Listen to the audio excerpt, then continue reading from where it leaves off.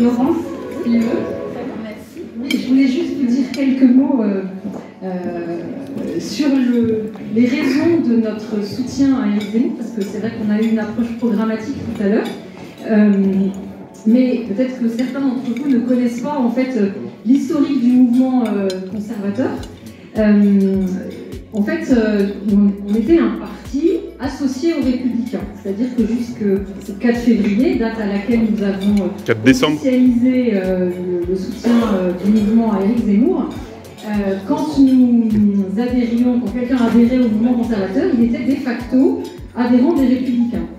Et ça faisait quand même plusieurs années qu'on recevait des messages du type non mais ce que vous faites c'est super, mais nous on ne veut plus recevoir les publications des Républicains, on ne veut plus que vous transmettiez nos coordonnées aux Républicains, et puis d'ailleurs on ne veut plus leur filer de fric, on ne veut plus rien avoir avec eux. Bon, vraiment, on a vu la situation se dégrader après l'échec de François Fillon et la manière dont il a été géré, après les européennes, et c'est vrai que notre position devenait de plus en plus délicate au sein des Républicains parce que le travail que nous y faisions n'était pas entendu. En quoi consistait notre travail?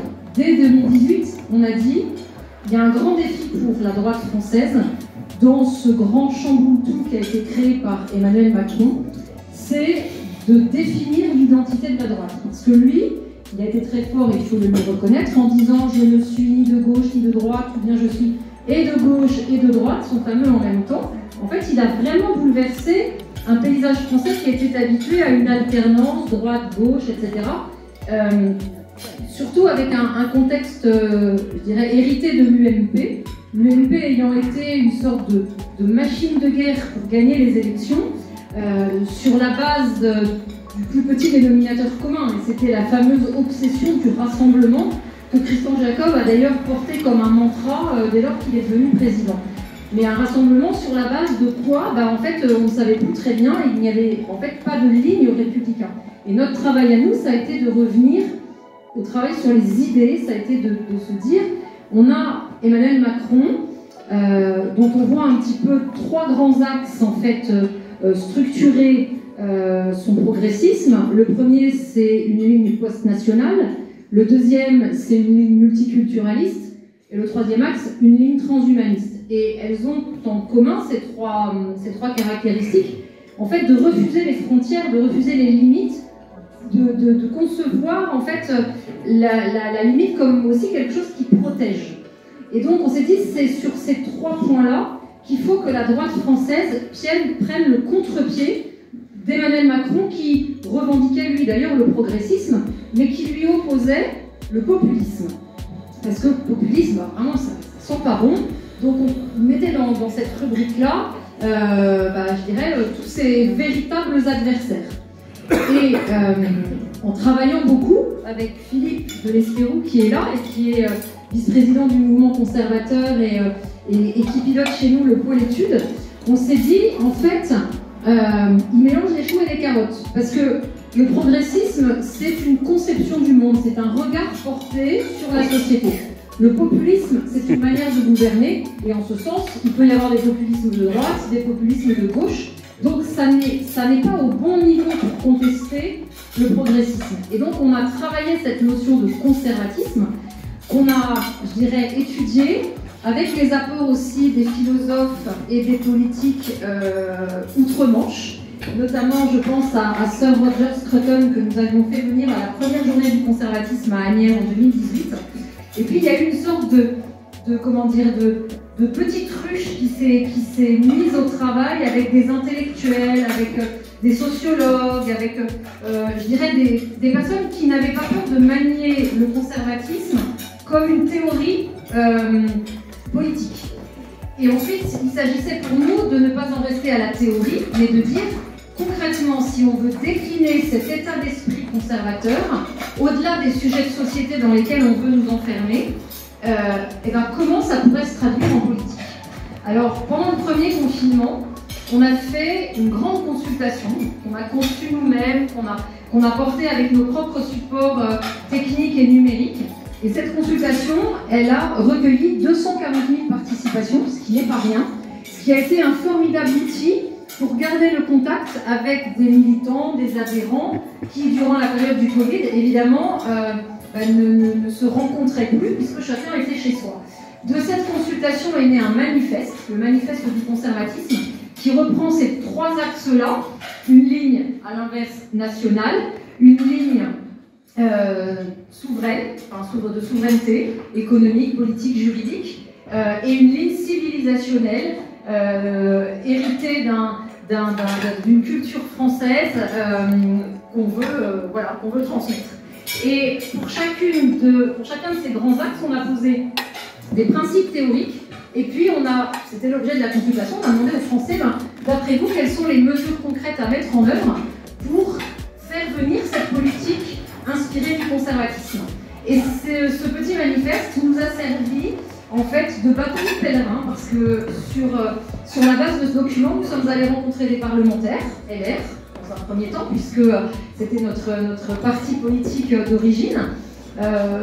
On a été plutôt bien reçus, mais sans surprise par ceux qu'on avait déjà identifiés comme étant sur la même ligne que nous, peu ou prou.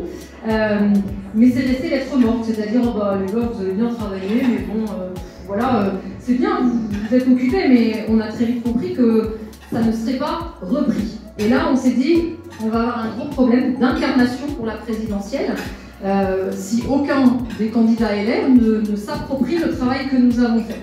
Nous n'avions pas la prétention de dire que la droite n'était que conservatrice, mais de dire que si elle ne l'était pas, elle n'était plus la droite. Et nous sommes allés également rencontrer les intellectuels qui, de près ou de loin, directement ou indirectement, avaient contribué pendant 2 ans à l'élaboration de ce conservatisme à la française. Et dans ce cadre-là, nous avons sollicité un entretien avec Éric Zemmour, qui nous a reçus très chaleureusement. Et donc nous lui avons remis le manifeste et il a été enthousiaste. Et c'est à ce moment-là qu'on a compris, en fait, on était tous les deux, Philippe et moi, c'est à ce moment-là qu'on a compris que probablement il s'interrogeait sur un engagement politique. On a laissé mûrir sa réflexion, la manière dont nous l'avions perçue. Et forcément, quand il a pris sa décision, il nous en a informé et on a commencé à réfléchir à ce bout de chemin qu'on pourrait faire ensemble. Et évidemment, je ne me prononçais pas uniquement à titre individuel en tant que Laurence Crochu. Donc c'était aussi tout un mouvement auquel il fallait faire découvrir l'état d'esprit d'Éric Zemmour, son intention, ses propositions, etc. Donc on a passé plusieurs mois à préparer cette transition. Et puis voilà, on a annoncé notre décision le 4 décembre en vue du meeting de Villepinte le 5.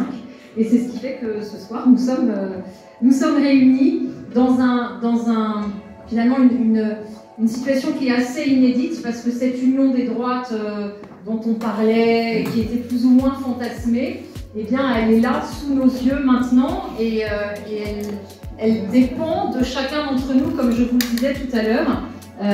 Mais elle démontre aussi une chose que, je dirais, on savait de manière un peu théorique, mais que ça n'est possible que s'il y a une rencontre entre un peuple de droite et un homme de droite qui porte ses aspirations et qui lui-même finalement va plus loin que son premier cercle initial et qui est capable de parler au cœur de tous les Français. Et comme le conservatisme, on le définit comme une politique de l'attachement et de l'enracinement, eh bien, évidemment, la ligne du mouvement conservateur est en parfaite adéquation avec celle d'Éric Zemmour. C'est une belle aventure que nous vivons ensemble. Voilà. Et je suis heureuse de faire une étape à Bordeaux ce soir. Je vais laisser la parole quelques minutes à Philippe, justement pour qu'il vous dise les cinq priorités qui tiennent en 5 mots. Alors, je vais les développer sans doute un petit peu, mais pas trop. Voilà.